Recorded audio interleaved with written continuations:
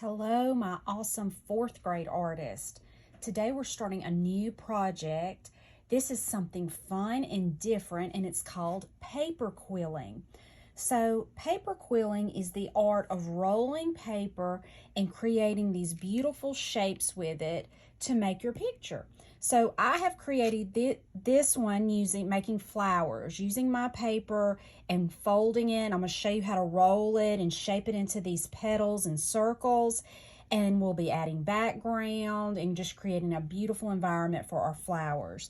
But to start with, before you start this video, teachers, have your students watch the YouTube video called Judith and Rolf Paper Artist.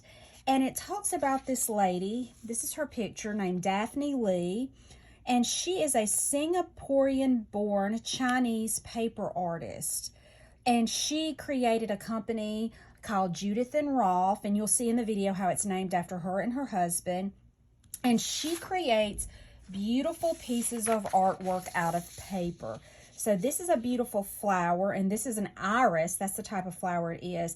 And all of these are strips of paper. When you first look at it, you might think she's drawn this, or you might even think it's a photograph.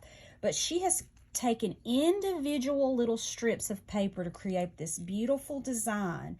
And that's what we're going to be doing to create our flowers.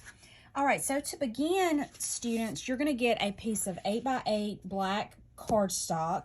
Go ahead and put your name label on the back, and we're going to be creating a beautiful sky that has lots of movement for our background.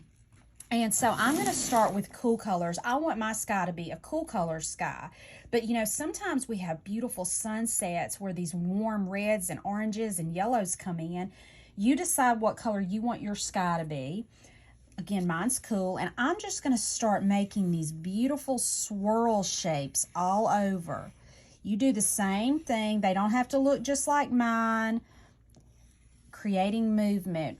We've talked about the artist Van Gogh before, and this is a style sort of like his, where lots of movement is going on. So I fill my page with swirls. Now I'm just kind of loosely go back around those, and we're going to use different colors. I'm going around the same shapes, and you see how I'm going fast? It's a loose look to this sky. Now I'm going to get a different shade of blue. Let's see, this is more of a teal color. Ooh, that shows up pretty on that black construction paper. These are just construction paper crayons. Actually, this is black cardstock, but it's similar to the texture of construction paper. Make a few places in there. So you just keep going over. You can even take, to make it lighter, you can take some white. See how I'm just filling my page, creating this beautiful movement in the sky. That's your very first step. Get your sky how you want it to look, filled with all these either warm or cool colors. And let me see, I think I have this darker. This may be more like a purple, but that's okay. I'm going to bring that in. I'm layering the construction paper crayons, creating lots of spirals and swirls. Okay, so you get your background how you like it. Then you will get a piece of this patterned paper. It'll already be cut to the right size lengthwise, but you'll have to create a horizon line. That's where the sky and the grass, the land meet. So you're just going to cut a little strip. I'm going to have kind of a wavy line, like mine's maybe got some hills. Yours could be straight or however you want for your horizon line. And then I would just glue that on, okay?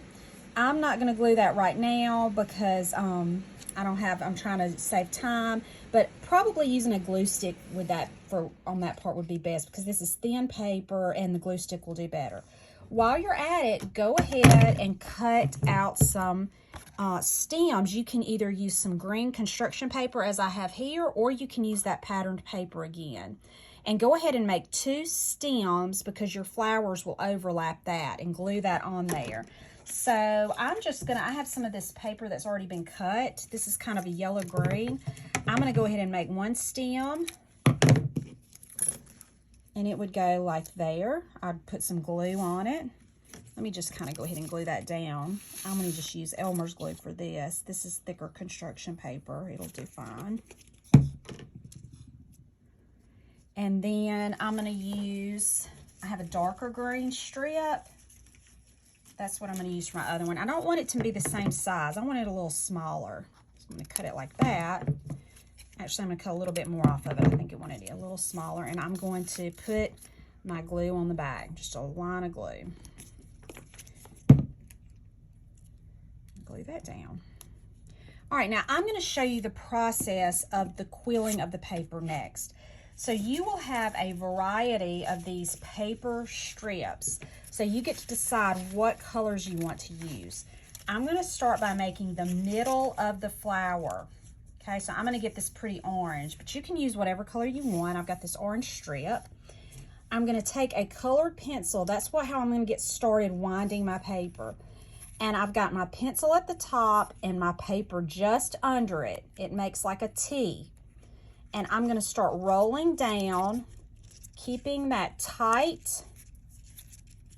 And you will get your roll started. You can go all the way down with a pencil, but I like to just pull the pencil out and hold it with my fingers on either side and kind of just tightly twist it. You don't want it to be real loose.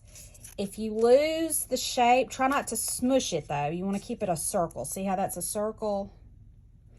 But if you mess up, just let it roll back out and start over. Don't flatten it though. You want to keep it a tight circle. You can push it back into a circle if you have to. All right, roll it all the way tightly down. We're just making a circle right now for the middle of our flower.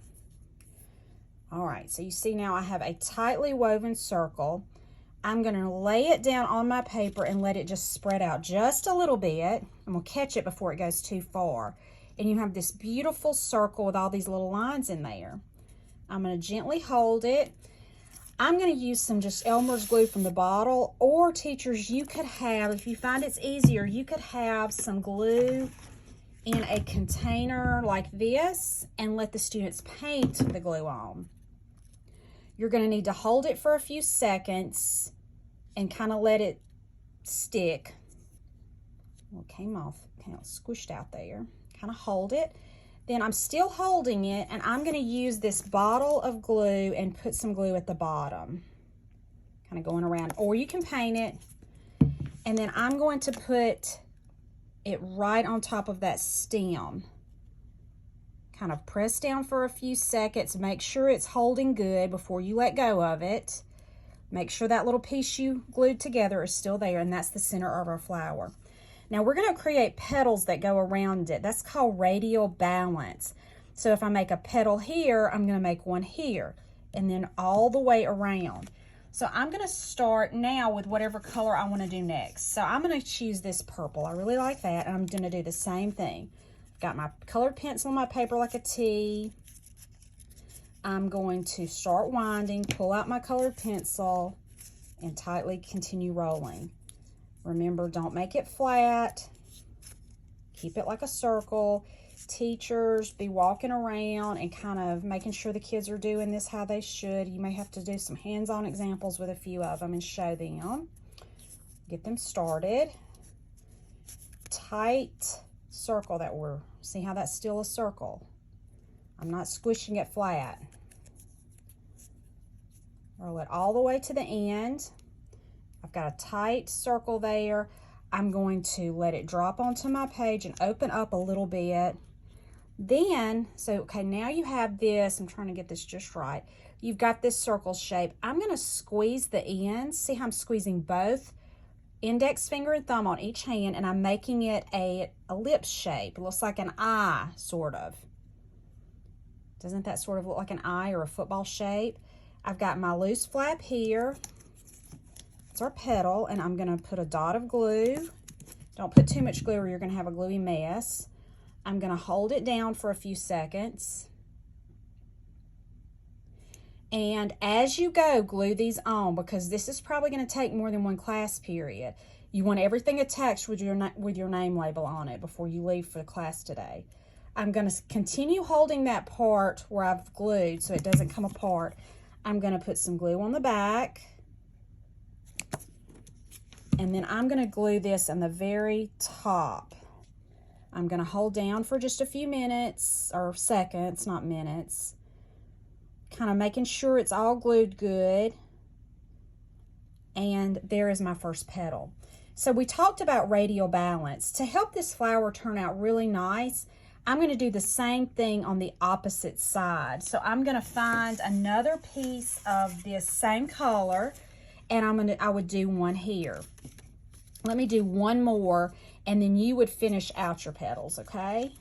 So I start rolling. I pull the colored pencil out. I keep a tight circle as I roll the paper.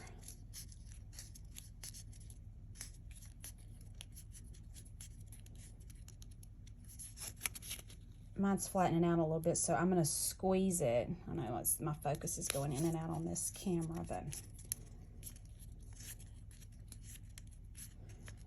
I really like this form of art. I hope that you like it. It's something different. You may have never done this before. You may have never even heard of this before.